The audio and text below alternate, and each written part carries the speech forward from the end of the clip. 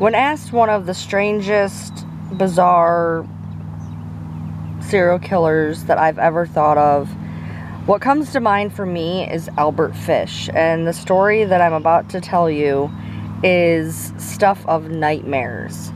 When we have serial killers in modern society, nothing can compare to this guy. The story I'm about to tell you is just almost too wild to even believe. So I'm going to read from the Wikipedia just so I can get everything so you guys really understand just how macabre this guy is. He was born May 19th of 1870. So again, this was a long time ago, and he died in 1936. He was an American serial killer, rapist, child molester, and cannibal who committed at least 3 child murders between July of 24 and June of 28. He was known as the Gray Man, the Werewolf of Wisteria, the Brooklyn Vampire, the Moon Maniac, and the Boogeyman. He was a suspect in at least 10 murders during his lifetime, but he only confessed to 3 that they were able to trace as a known homicide. He also confessed to stabbing at least 2 other people. He once boasted he had children in every state, and at one time stated his number of victims to be 100. But they don't know if this was murders or rapes or cannibalization, or if it was even truthful. He was convicted and executed by the electric chair at age of 65. So some of the notable things that made him who he was. His family was full of mental illness. His uncle had mania. One of his brothers was confined in a state mental hospital. A paternal half-brother suffered from schizophrenia. His sister was diagnosed with a mental affliction because they never cared about women at the time. 3 other relatives were diagnosed with mental illnesses, and his mother had oral and visual hallucinations. In 75, his father had a heart attack, so his mother put him into an orphanage where he was physically abused. He began to enjoy the physical pain. Then she was able to get him back out of the orphanage. At age 12, he began a relationship with a boy. He introduced him to drinking urine and eating feces. He began visiting public baths where he could watch other boys undress, going there a lot on the weekends. He would write obscene letters to women whose names he acquired from advertising. Around age 20, he moved to New York, where he engaged in male prostitution and began molesting and raping boys, mostly less than 6 years old. He then got into an arranged marriage of someone that was 9 years younger than him, and they had 6 children.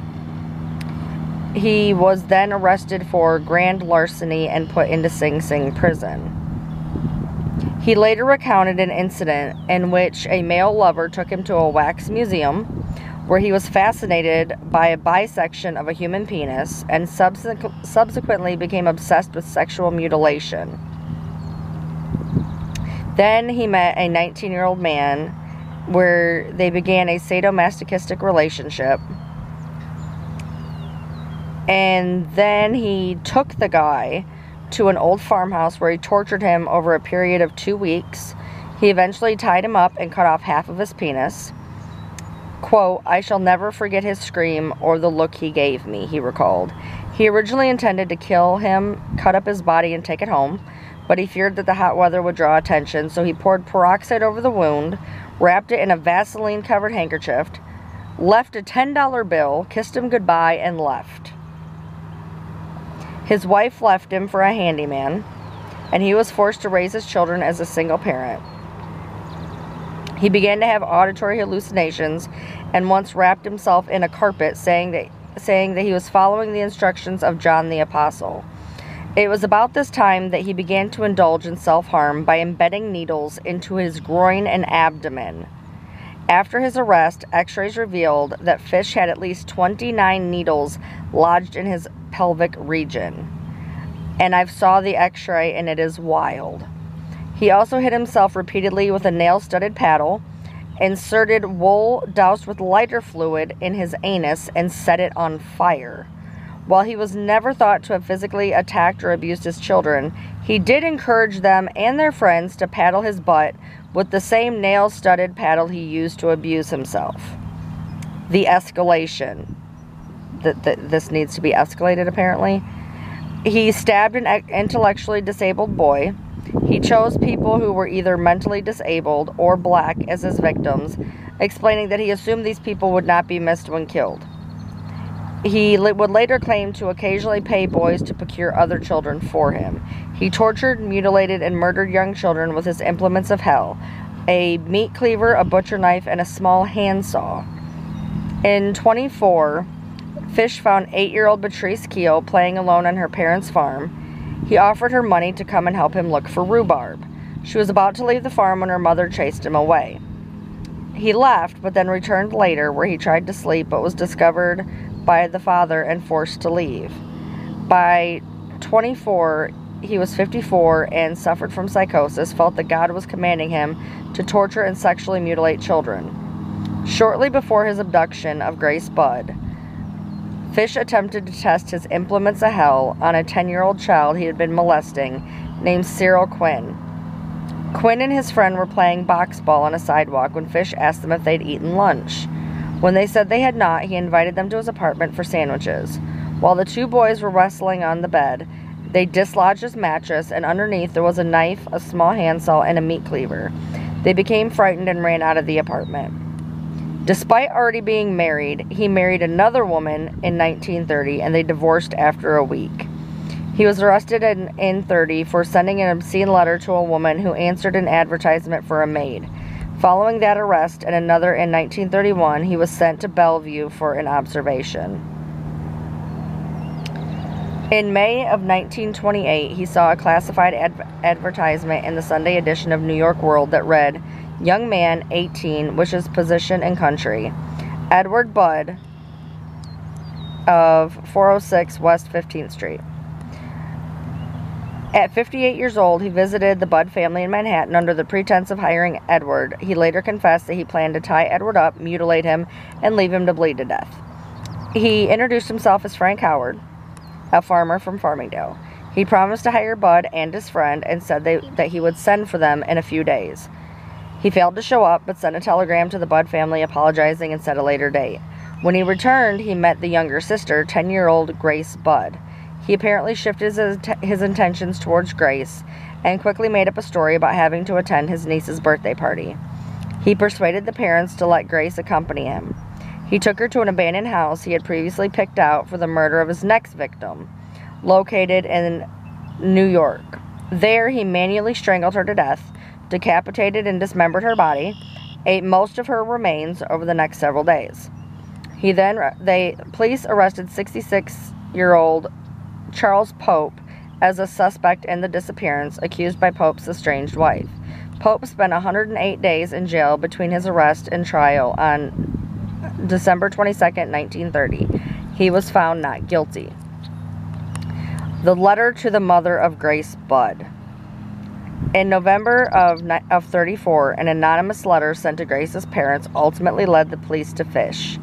Budd's mother was illiterate and could not read the letter, so she had her son read it to her. The unaltered letter reads, this is wild. "My dear Miss Budd, in 1894, a friend of mine shipped as a deck-hand on the steamer Tacoma, Captain John Davis. They sailed from San Francisco to Hong Kong, China. On arriving there, he and 2 others went ashore and got drunk. When they returned, the boat was gone. At that time, there was a famine in China. Meat of any kind was $1 to $3 a pound. So great was the suffering among the very poor that all the children under 12 were sold to the butchers to be caught up and sold for food in order to keep others from starving. A boy or girl under 14 was not safe in the street. You could go in any shop and ask for steak, chops, or stew meat. Part of the naked body of a boy or girl would be brought out and just what you wanted cut from it. A boy or girl's behind, which was the sweetest part of the body and sold as a veal cutlet, brought the highest price.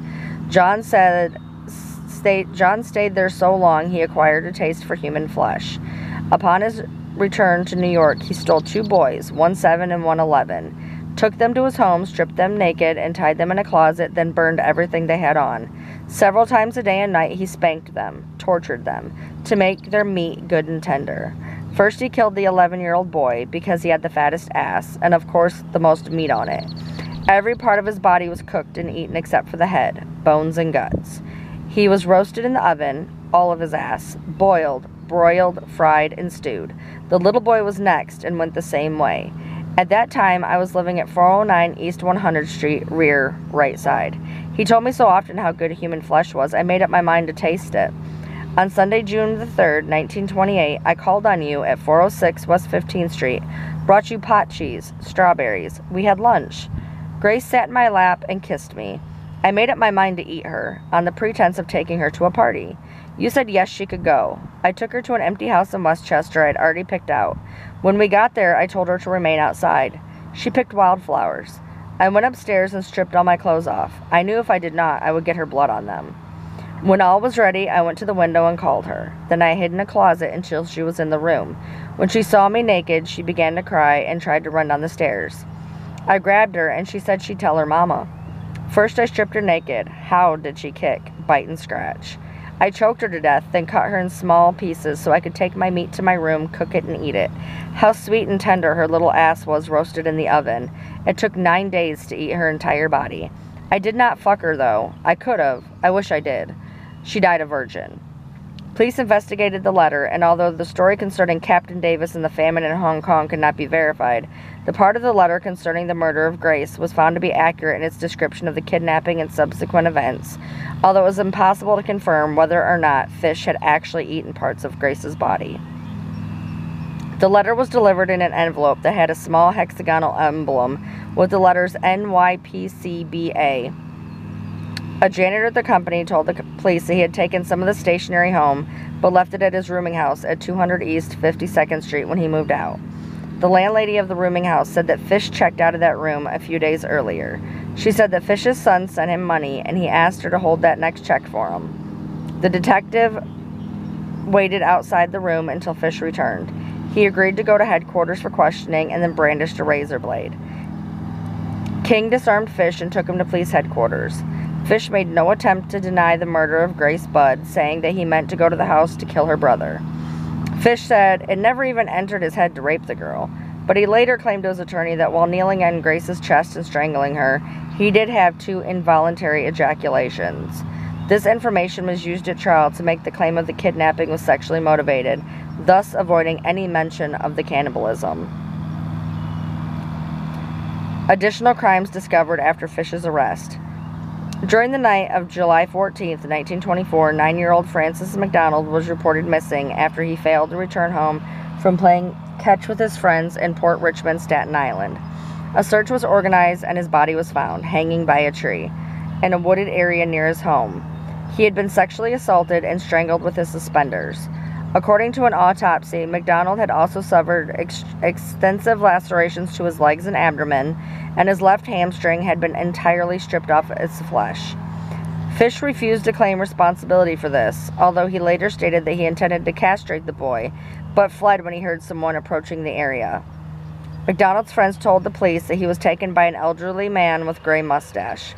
The neighbor also told the police that he observed the boy with a similar-looking man walking along a grassy path into the nearby woods. Francis's mother said she saw the same man earlier that day, telling reporters, "He came shuffling down the street, mumbling to himself and making queer motions with his hands. I saw his thick gray hair and his drooping gray mustache. Everything about him seemed faded and gray." This description resulted in the mysterious stranger being known as the Gray Man. The murder remained unsolved until the murder of Grace, when several eyewitnesses, among them the Staten Island farmer Hans Keel, positively identified Fish as the odd stranger seen around the day of McDonald's disappearance. They announced their intention to seek an indictment against Fish for the boy's murder. At first, Fish denied the charges. It was only March of 1935, after the conclusion of his trial for the Budd murder and his confession to the killing of Billy Gaffney, that he confirmed to investigators he also raped and murdered McDonald. When the McDonald confession was made public, the newspaper wrote that the disclosure solidified Fish's reputation as the most vicious child slayer in criminal history. Also, on February 11th, 1927, 3-year-old Billy Beaton and his 12-year-old brother were playing in an apartment hallway in Brooklyn with 4-year-old William Billy Gaffney. When the 12-year-old left for his apartment, both younger boys disappeared. Beaton was found later on the roof of the apartments. When asked what happened to Gaffney, Beaton said, "The boogeyman took him." Gaffney's body was never recovered. Initially, serial killer Peter Kudenzowski was a suspect in Gaffney's murder. Then, Joseph Meehan, a motorman on a Brooklyn trolley, saw a picture of Fish in the newspaper and identified him as the old man that he saw. The man had been trying to quiet a little boy sitting with him on the trolley. The boy was not wearing a jacket and was crying for his mother and was dragged by the man off the trolley. The description of the boogeyman matched Fish. Police matched the description of the child to Gaffney. They were able to establish that Fish was employed as a house painter by a Brooklyn real estate company in February of 27, and that on the day of Gaffney's disappearance, he was working at a location a few miles from where the boy was abducted. The mother visited Fish in prison, accompanied by Detective King. She wanted to ask him about her son's death, but Fish refused to speak to her. He claimed this in the letter to his attorney.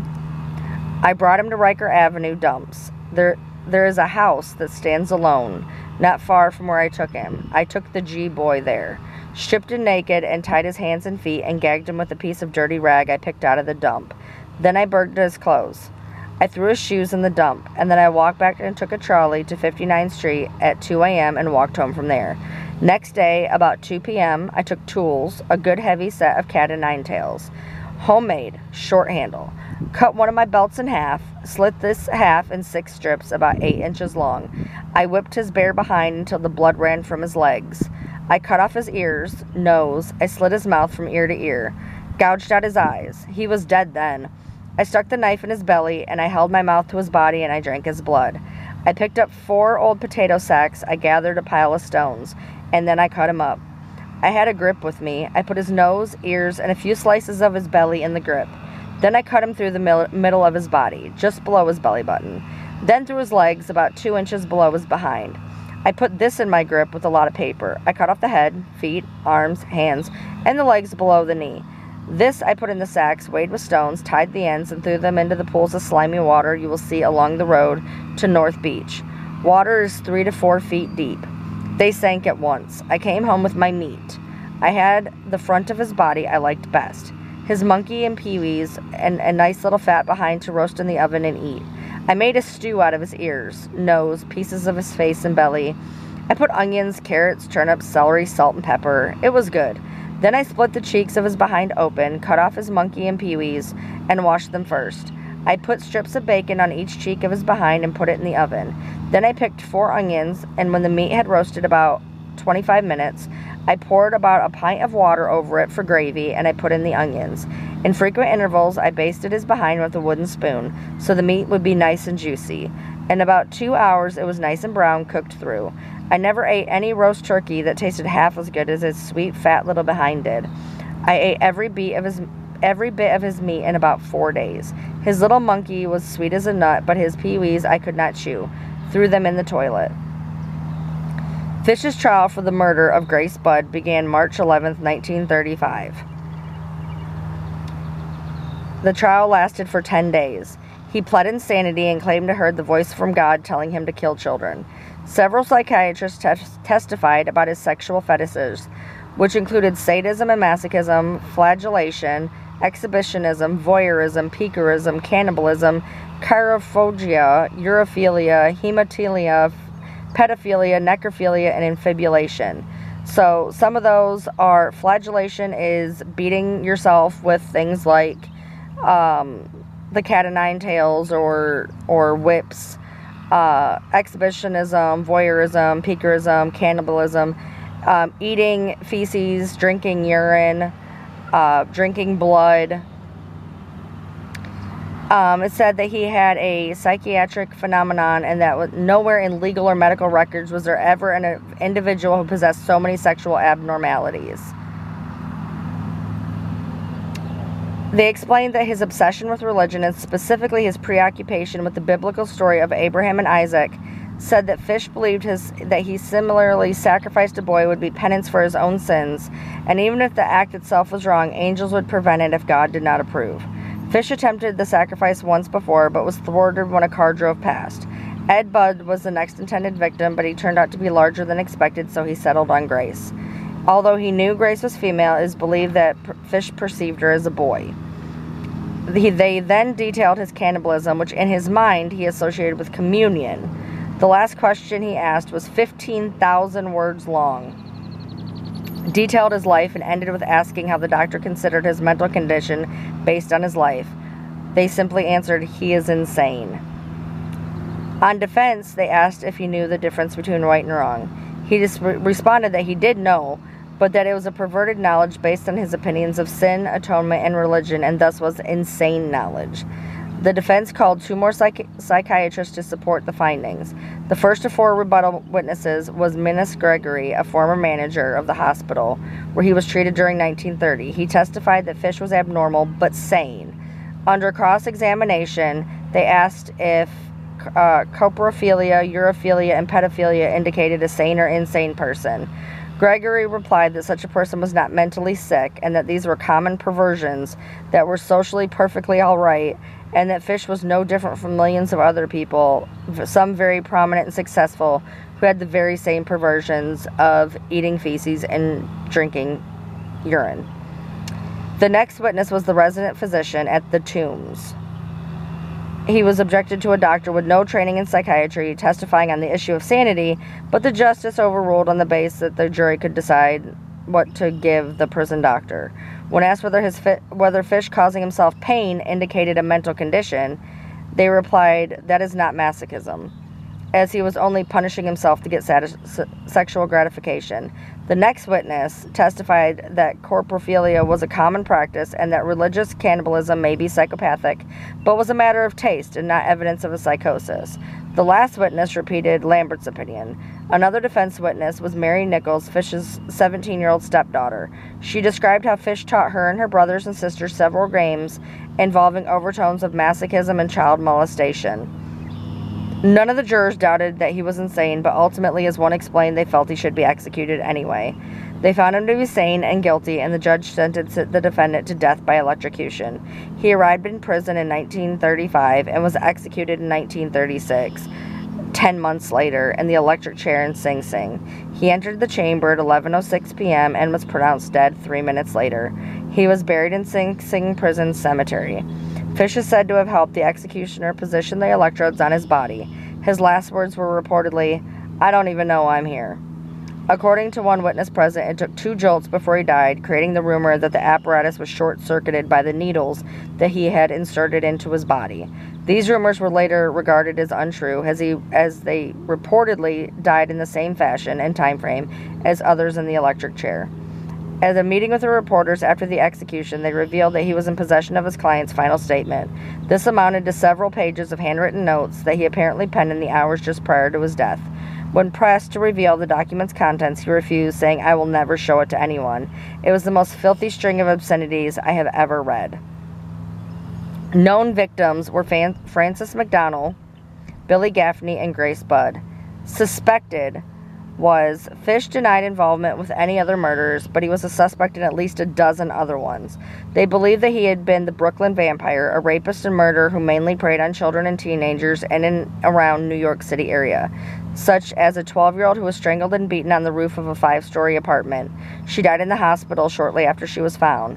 An unidentified man matching his physical description was sighted trying to lure several local young girls into dark hallways and alleys in the date of her death. Also, the mutilated body of 16-year-old was found in the woods close to a house that Fish had been painting in 1932.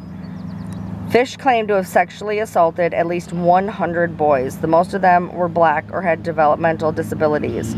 He claimed he picked them because he believed the police would not investigate attacks against them. Additionally, he asserted that he had murdered a child in each of the 23 states he had lived.